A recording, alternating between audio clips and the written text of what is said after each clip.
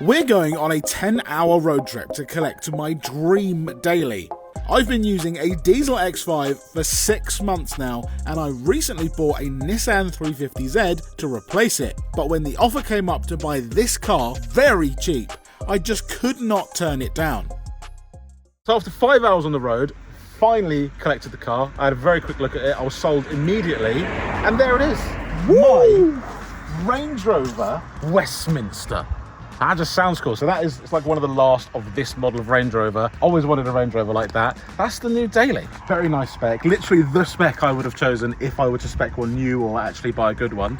This was very, very cheap. It's £4,200. That is a big deal. It's very, very cheap. Obviously you can buy Range Rovers cheaper, but for this shape, that spec, that is very, very cheap. I might find out on my 5-hour drive home why it's so cheap, but for now, I'm over the moon.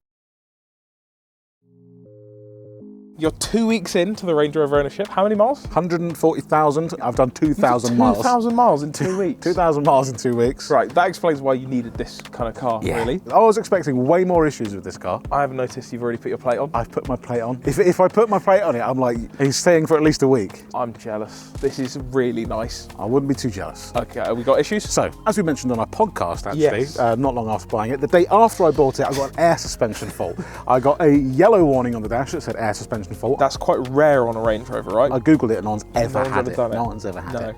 Literally everyone has it. And then it had a red warning. It said if your speed is limited to 30 miles an hour. And then the car suddenly got very, very bouncy and very, very low. I came up to a red light. I was someone like an Audi A4 and I was at the same eye level as them. So I was like, this is not the right thing. It gives me a message that says that it will raise when the system is cooled. But it stays like this all the time. So it could be a faulty compressor. Could be a sensor, maybe? 2,000 miles it's had happened once. Okay, so that's not... So hasn't happened since. But you have had it, what, a yellow warning once? I had a yellow warning and I just carried on driving.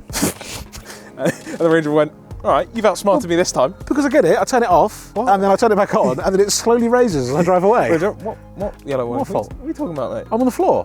What? Oh, let me get out from here. Hold on. That's the only major fault on the dash. I have a coolant leak.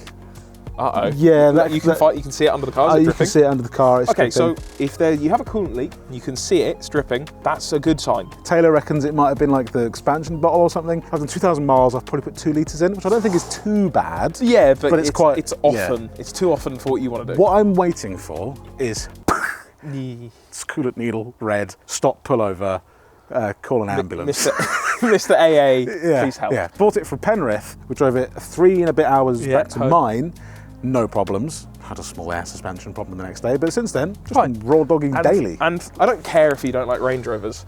Tell me that that's not lovely. For want of a better car reviewer term, it's just a nice place to be. An L322, to me, is peak Range Rover. He is the Range Rover. I agree with you. You now agree? Because I'm an owner. Because you have one. Before we go any further with my Range Rover, this is a quick reminder that if you're buying a used car, you should always run a car vertical check. That's right, because every single day, hundreds of cars get crashed, but some of them get repaired and put back on the road in an attempt to hide their shady past. With a car vertical check, you can find out that dodgy history. All you have to do is enter your VIN or your reg number, and a car vertical report will tell you if that car has been crashed, stolen or clocked. Now this, as you can tell, isn't Will's Range Rover. It's our colleague Luke's ex-police Range Rover, and luckily for him, it has green ticks for odometer, finance and damage. So he's all good on that account. Now this Audi R8 hasn't been so lucky because we've got a yellow mark for damage, and if we scroll down, we can see exactly why. Because this car has been completely destroyed. It is absolutely flattened. Now, because this is in another country, someone may try and take the VIN number from this car and put it on a stolen car in this country or any other country and pass it off as a perfectly normal car. But with the VIN number and a car vertical report, you can find out this shady past. So the next time you're buying a car, van, motorbike, or any version of Range Rover, make sure that you're on a car vertical check to make sure that the price you pay for it matches its history. And as an added bonus, Car Vertical are offering you guys 20% off when you use code 2DC. To see if the Westminster was a good purchase, I took it down to Jaguar Land Rover specialist and all-round Range Rover guru Tom Lenthal for a proper inspection. I'm not looking forward to this at all. So we have the Westminster here, we're about to get it on a ramp and see what Tom thinks of it. Have I made a good purchase or not? But before Tom got it on the ramp, he pointed out a feature I hadn't discovered yet. Have you not sussed out entry-exit mode yet? What's that do? I pressed that button the other day to drive through and the whole thing lowered. Yeah, that's it. I didn't know that. It's entry exit mode. I did not know that. That's actually really annoying. Before we looked at anything, I told Tom about my mystery air suspension fault. Okay. And the whole thing dropped. Oh, did it? It just dropped. So I turned it off and on, and it said suspension will raise when system is cooled. I was like, cool. Oh, I'm just going to carry on. Oh, okay. So I carried on. It raised up, and it's been fine since. When it says the system is cool, it's referring to the suspension pump. So the suspension pump's working hard, and then they overheat and then they stop. So there's lots of good quality aftermarket ones. So yeah, you just got to put a new one in. I'm just ignoring it, hoping it doesn't come back. Basically. Yeah, I think I've got one of these at the moment. Well, not an L322. I've got the next one on, and that one's done 62,000 miles, and I've got a leak on one of the airbags. So I've got to put an airbag in it. You know, it's just normal Range Rover stuff. It's just Range Rover stuff. It's just normal Range Rover stuff. Brush it off. Yeah. Normal. The car was in the air for 10 seconds, and there was already an issue. Oh, hello. Oh, that's nice. Yeah, there's a bit of that. That's got too much movement in it. There is a wheel wobble, ever so slightly when I'm driving. Maybe that's it. What, as in a steering wheel wobble? No, there's just a vibration from the back. I think it's the top bush, Reese. Top hub bush? Yeah, hub bush. Yeah, top hub bush. Oh, hello. There's a wheel wobble. I can hear it. Oh my lord. Oh, it's ball joint on this side. Woo, there's a lot of play in that ball joint. That is quite a lot of That play. is quite a lot of play in that ball joint. Yeah. Is that normal? No. You've definitely got a coolant leak. Yeah, I have been. I have been topping up the coolant. Yeah. I'd say I've put in 2 litres in Yeah. about 2,000 miles. Okay. It's Well, coming, I would say, looking from that, the leak is getting worse. Oh, look, there was a drip. This happened the day after, the morning after I bought it. I came out, saw a little puddle. I thought, you know what? It's probably the aircon or something.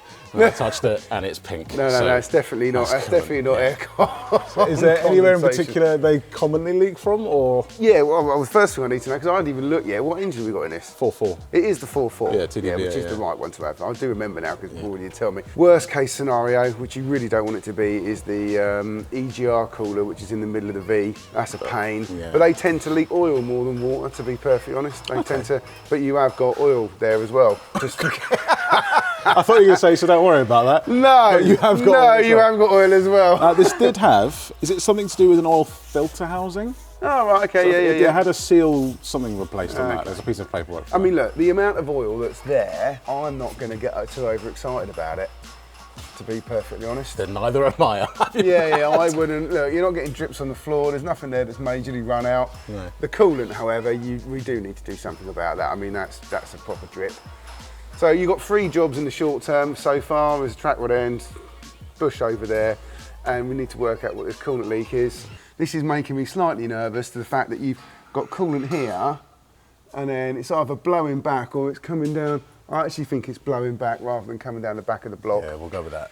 Yeah, your oil leak here, the oil coming down here, they have got a little bit of a habit of leaking oil on one of the turbo feed pipes.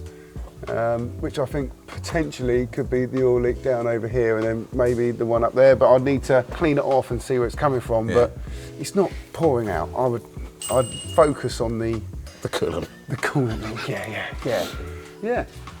It's all right, isn't it? That's not bad. First time sitting under it. Considering where the car's come from. This car was from the north of England, and I think it's been up there most of its life as well. Yeah, it's just south of the Scottish border, wasn't it? Yeah, pretty much.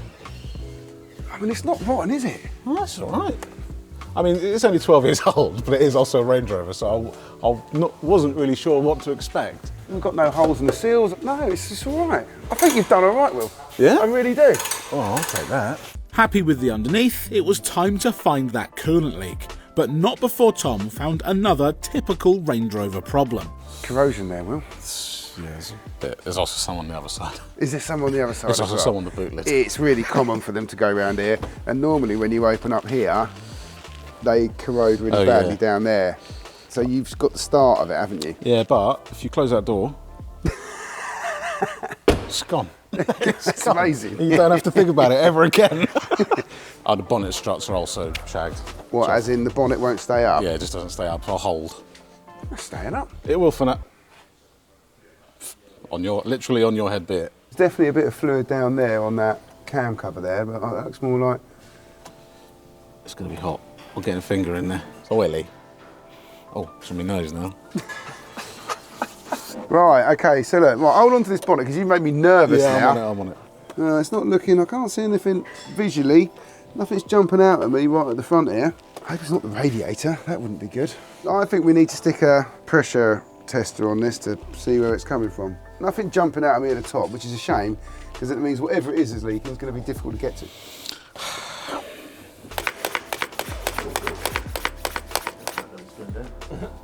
That's pissing out, isn't it?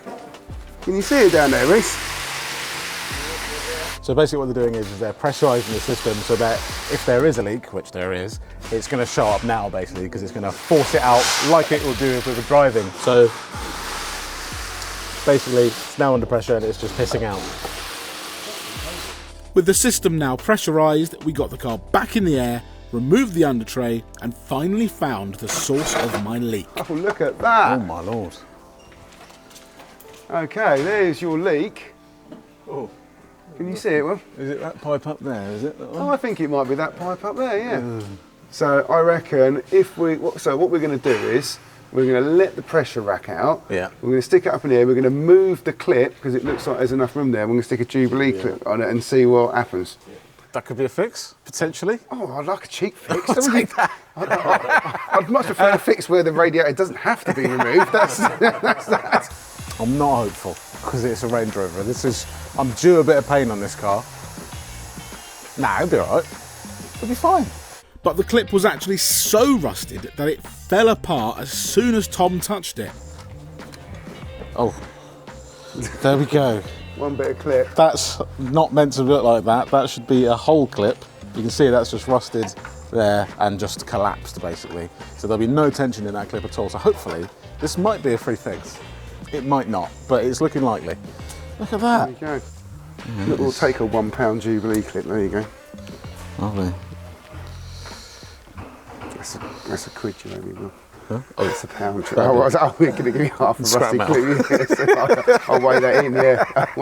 After Reese managed to get a new Jubilee clip fitted, Tom repressurised the system and we checked to see if this could be the cheapest Range Rover fix in history.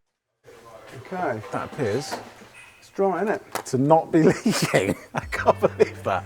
Well, it's kind of lucky, really. That It is, I mean, yeah. honestly, that drip was getting worse. Once Yeah. that heated up and pressurised, that hose would have blown off, and then you would have just dumped At the it side of the through. road, And I have known people literally to just keep on driving in this scenario and kill an engine. I was worried this was going to be something way bigger or Massively expensive. And there you go, Jubilee clip. Range Rover ownership, not so bad after all. I'm assuming they're not all going to be like that. No, but still, no. I'll take that as a win. Yeah, I would. Not Right, bad let's at get all. the under tray on it, and we're good. Yeah, forget that ever happened. So that, I'm over the moon with that. I Cheap think you've fix. had a right result. Yeah, that is a result. And you think the car is good? Which is, Yeah, I'll take look, that. There's a couple of bits. I've seen a couple of lot bits. worse. And you will see a lot worse if you have a look at Rory's. Yeah. You will see Which much no worse. doubt is coming my way Yeah, sometime in the near future, yeah. I'm going to go to the unit now, show Rory, and he's probably going to call you immediately. So Yeah. that's probably how it's going to work. Tom, don't tell me mine's not that bad. Well, I'll be back probably at some point to get the other You bits do need fixed. to get those little bits of suspension done. Yeah, I do, yeah. Don't forget about them because No, they will. yeah. That track end's quite. I've got 3 weeks until this has got an MOT. So Yeah. Track end is definitely the end of its serviceable life. I'd say so, yeah. Yeah. Thank you very much, Tom, for having a look all right. around it, and thank you for worries. fixing that as well. Again, That's all right, no I'm over problem. the moon with that. I thought that was going to be a huge problem, and I'd be topping up coolant until the end of my days. But yeah, over the moon with that. Thank you very Nice much. cheap fix. It's Yeah, great. lovely. Thank you. But before we left, I wanted Tom to have a quick look at the Westminster's 140,000-mile interior. Because I think it's all right in here, I think, but... I think the interior of this car, considering it's done 140,000 miles, and given the quality of soft leather the Range Rover put in these, it's fared pretty well. yeah, not bad. A few little marks in the seats and few, stuff yeah. like that. I'm not so sure about the piping personally, but yeah, you were on about maybe doing some repair work on the... You're saying I bought some leather filler, which is, well, does what it says on the tin basically. It's a bit like what Yeah. you use for bodywork or whatever. Yeah. But obviously these are perforated seats, Because it's got holes in them. so I'll be there picking filler out of each hole. Yeah, you'll be there a while. Yeah, okay, I I might- probably would give that a miss. I might avoid that then. Yeah, I would. But other yeah. than that, driver's seat's not too bad. Everything else works apart from the heated seat. Cooled seats work. Yeah. Heated seat doesn't work at all. Okay, so- on both sides. On a normal heated seat or standard heated seat, you will have an element, effectively, an electrical element you chuck power through it, warms up, and it, you know, gets everything hot, etc., etc. In this particular instance, because it's a cooled seat, it does it slightly differently. So there's a fan. It's got I'm going to call it hot wire for want of a better word. It's basically it's heating up a lump of wire, which is then gaining heat and blowing it into the seat. Yeah. They go wrong. Yeah. And I suspect that's what's gone on. It's both fronts as well. Yeah, I think the new unit is, I don't know, 100, 200 quid each per seat. It's a bit of a first world problem. My heated seats don't work, but it would be nice because everything else does work in here. The heated steering wheel works, everything else seems to work as it should. The heated seats, when they work in this, they're great. Oh, you know, yeah. so I look forward to that. It's a huge problem. Yeah. I'll be honest, I played it down, but every day I get in, I'm annoyed. Honestly, sometimes I just put the button on for heat. Just in case. Just in case it comes on. Everything else in the interior looks pretty good, and it all works, and you're not finding anything else doesn't work. So again, you've got a really short list of things to do to this car. I like that a lot. Which says to me that it's been looked after during its lifespan. Well, I've which got to is a hope good so. thing. Well, thank you very much, Tom. No worries. Lovely. Excellent. Sweet. Thank you Thanks very much. Cheers. Thank you. So there we go. A seal of approval from Tom, which I will take all day long. Hardly any extra problems found by him, and a free fix, or a very, very cheap fix, like a £1 fix. I think this has been a really good buy. Rory's car is awful, and he is kicking himself that he didn't buy this. I'm now going to daily this into the ground until I get the next big fault, and I love this thing so, so much. Make sure you subscribe and keep an eye out for the next one.